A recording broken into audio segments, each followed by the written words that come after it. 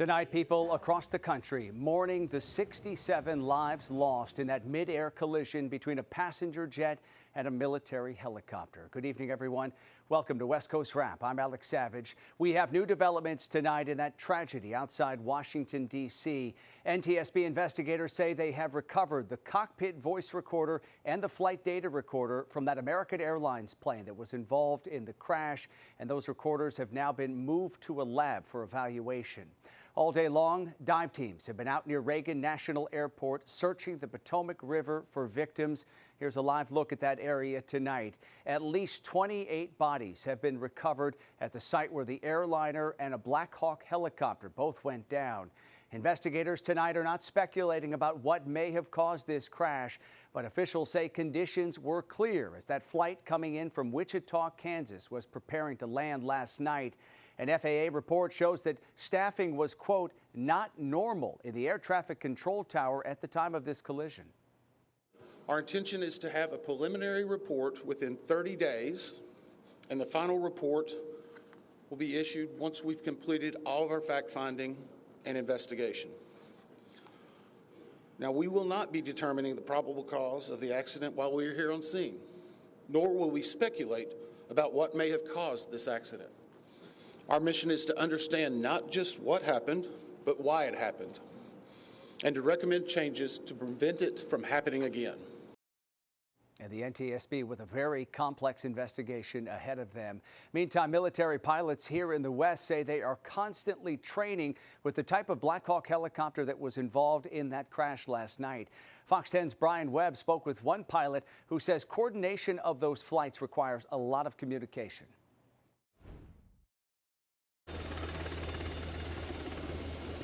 A Black Hawk helicopter comes to the rescue last summer during flooding at Havasupai Falls, launched from Papago Park Military Reservation in Phoenix.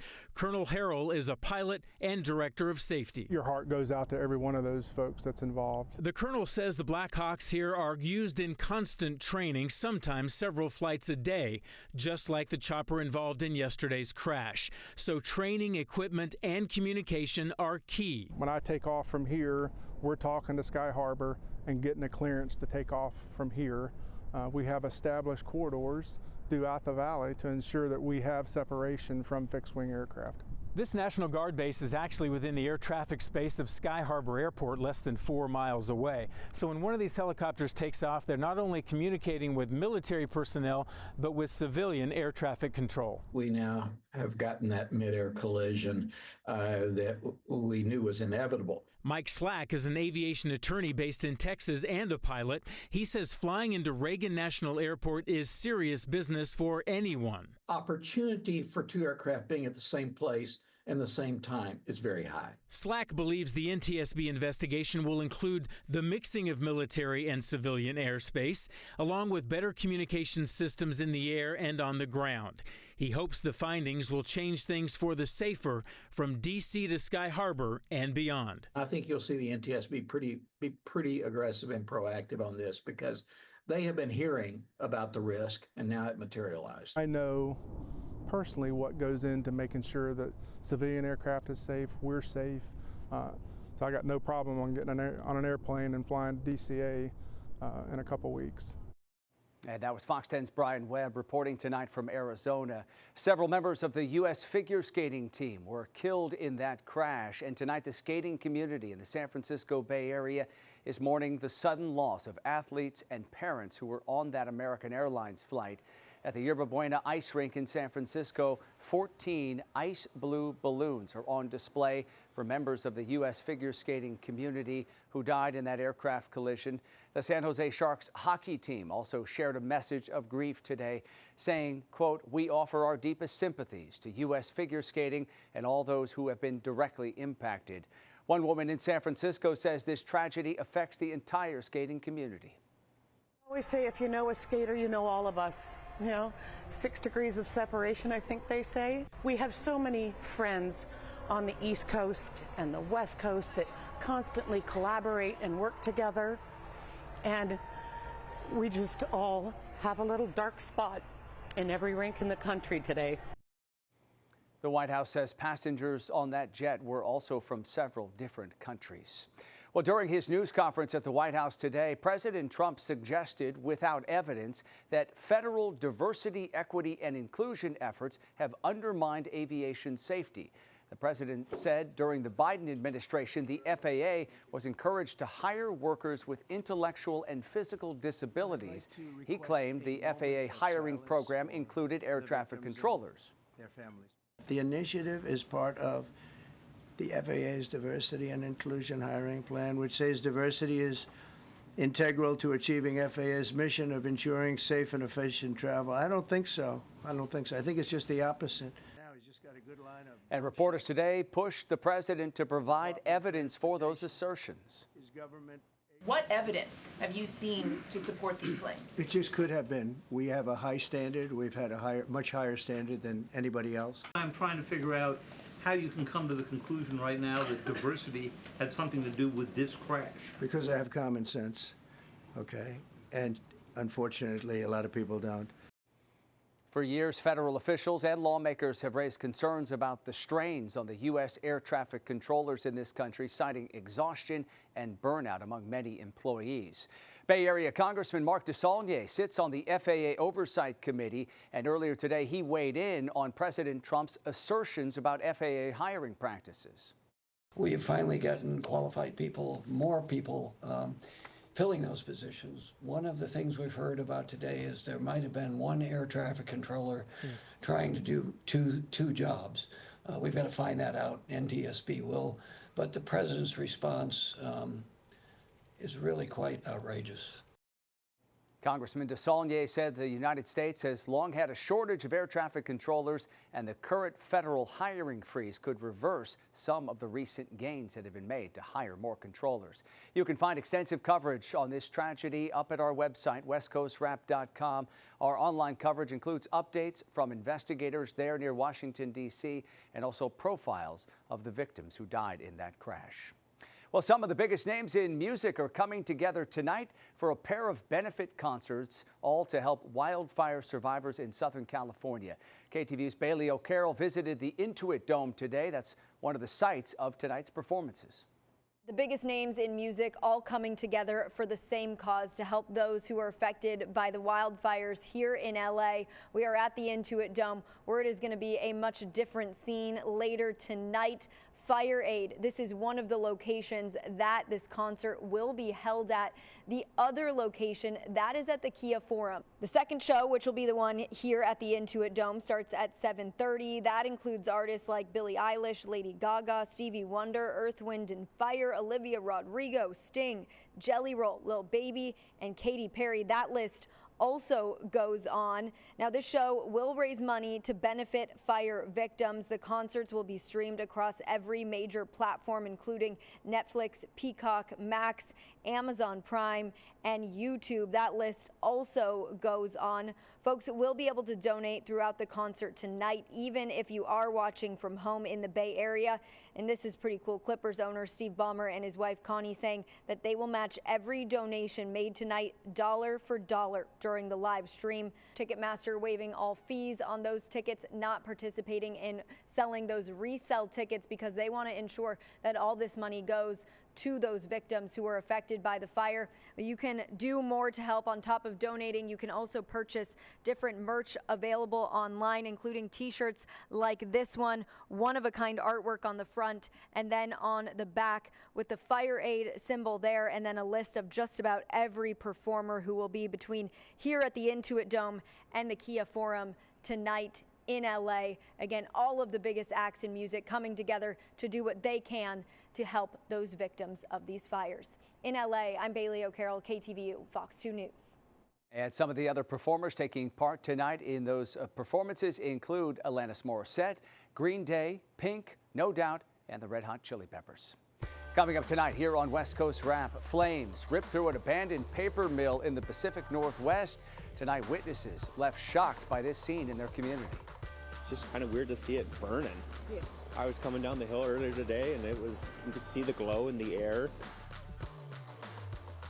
And in weather, here's our live camera up in Seattle. Looks like a cold, wet forecast as we head into Friday and into the weekend. We'll have the update coming up.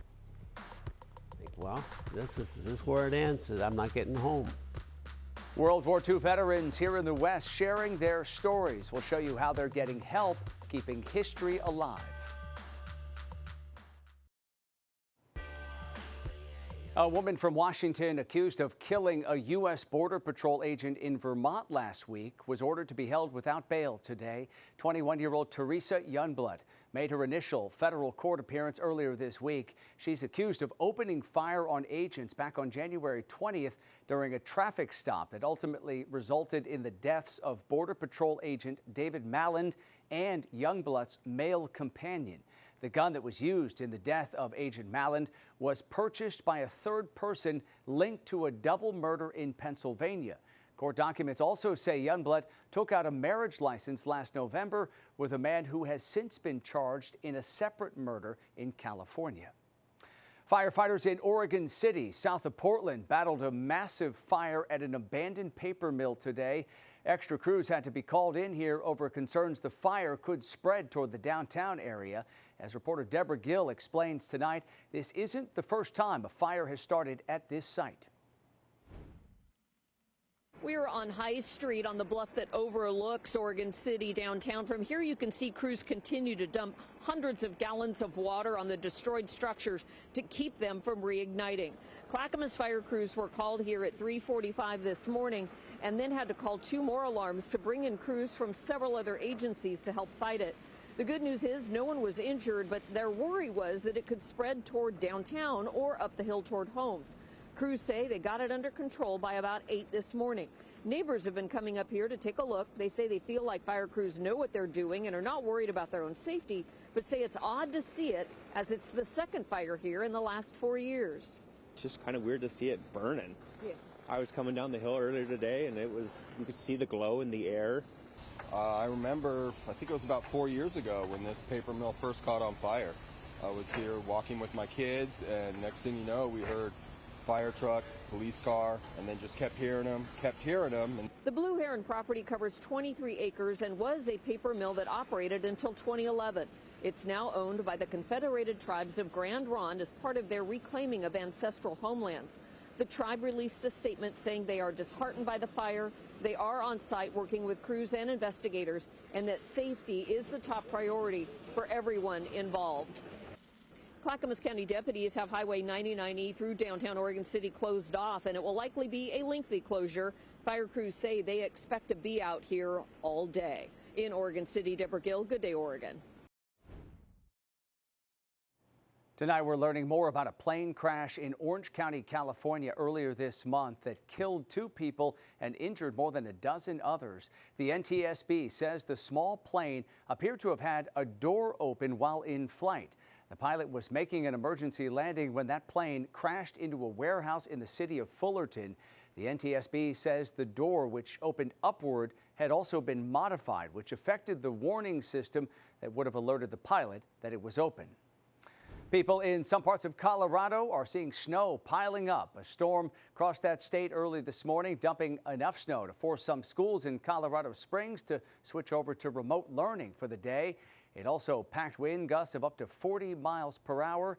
Images posted online give you an idea of the dangerous conditions that this storm created for many drivers in Colorado. For more, let's bring in KTVU's Mark Tamayo, who is tracking that storm system and the conditions all across the West. Hey, Mark. Hi there, Alex. Yeah, some more rain and some more snow across parts of the West. That'll be the game plan over the next few days. Here's a look at the satellite and the radar across parts of Colorado over the past day or so. A lot of activity, as you can see here, producing those snowfall reports. And these are all the storm reports, as you can see. As we come in closer, we'll take a look at one. Reports of 4 inches of some snowfall in that particular portion of Colorado. Now, as we expand the view out across the West, we actually have some more rain and some snow approaching the Pacific Northwest. In fact, right now, lots of action on the radar right now. And eventually, a place like Seattle, we could be talking about some snowfall as we do move into the weekend. It's a cold setup out there. In fact, you can see all these areas, winter weather advisories and winter storm warnings. And as we come in closer, a winter storm warning begins 10 o'clock tonight, right on through with Saturday afternoon until 4 p.m. So a cold pattern for this portion of the West.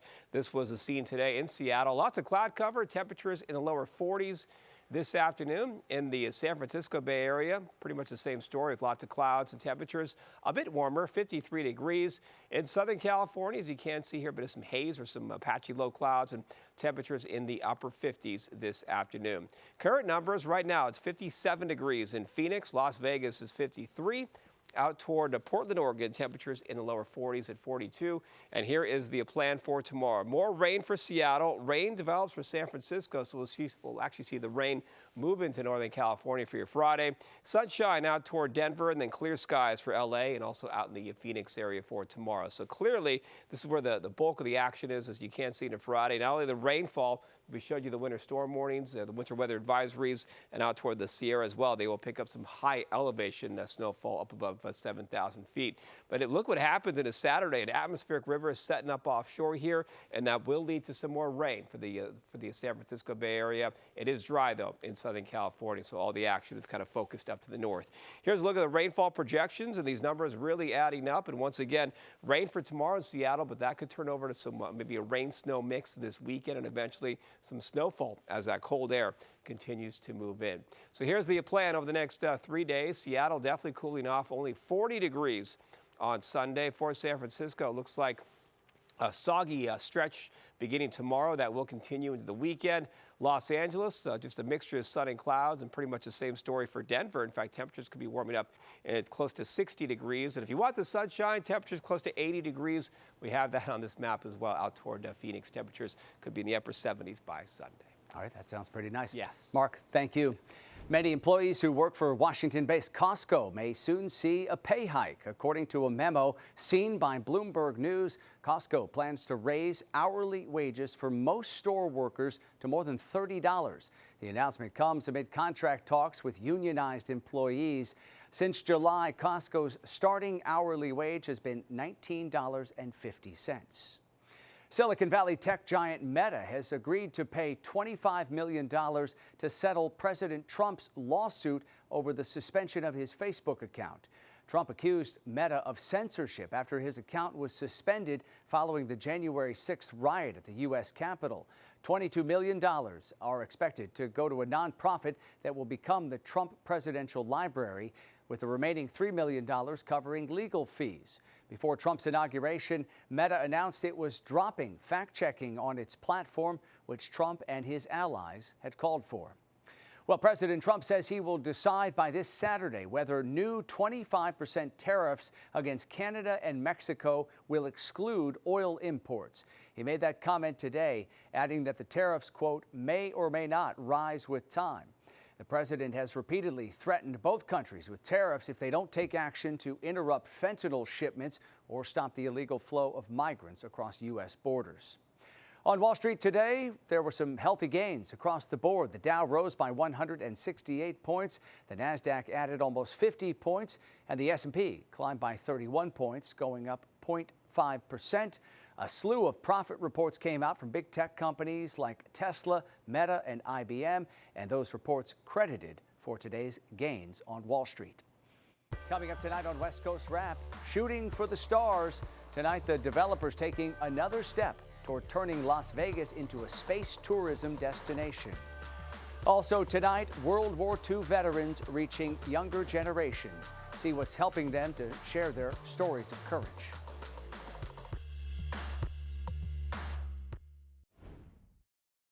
Any injuries at all? Did you know about me? Yeah, that's what we've been looking for you. I've been on for 2 days. I know. A moment of relief for a snowboarder who got lost in the Southern California wilderness. Newly released body camera footage shows first responders finding 35-year-old Malachi Garcia, who was wandering in the San Gabriel Mountains. He got lost back on Sunday after a storm rolled into that ski resort area where he was snowboarding. Garcia survived 2 days on his own, facing freezing cold temperatures and wearing only a sweatshirt and snowboard pants. He didn't have a phone to call for help. He was in relatively good health when a search and rescue team found him. Well, California is seeing a decline in the number of western monarch butterflies. The Xerces Society released the results of the 28th annual Western Monarch Count today. The group says it counted 9,119 monarchs this winter. That's the second lowest total since the organization began keeping track of these butterflies back in 1997. A World War II veteran who lives in Arizona is getting help from the founder of a nonprofit to share his story of service. Fox 10's Desiree Fluellen spoke with both men about keeping history alive. Eugene Metcalf is 102 years old, a World War II veteran who wants people to know his story and the history of the war. Our drop was about 1:20 in the afternoon. And like I said, it took us about 2 hours to form up. There's over 1,000 planes, paratroops. Eugene was a paratrooper at the age of 19 with the 82nd Airborne Division. During mission Market Garden, he was left for dead, which is now the name of his book, recounting his story as a Nazi prisoner of war. You think, well, this is where it ends. I'm not getting home. He made it home. And now he's sharing his story with Rishi Sharma. Sharma started the nonprofit Remember World War II.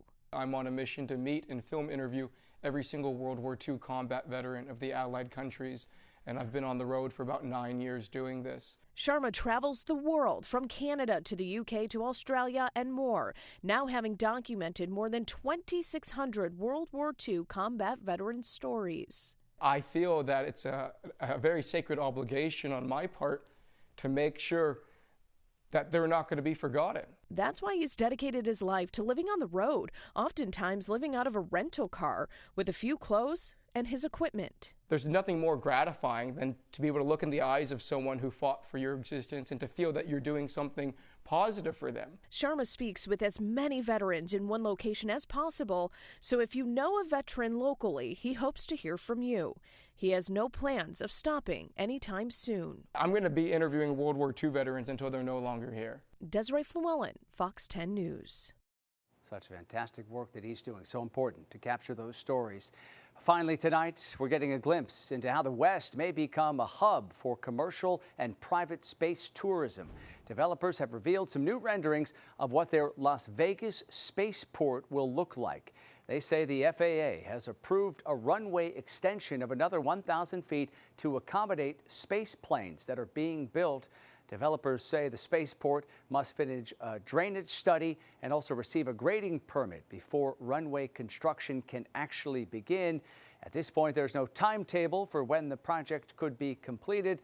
The developer's long-term goal is to build a space tourism property that includes a hotel, passenger terminal, rooftop observation deck, restaurant, and post-high school STEM academy. Kind of a glimpse into the future there. We'll see how that all works out.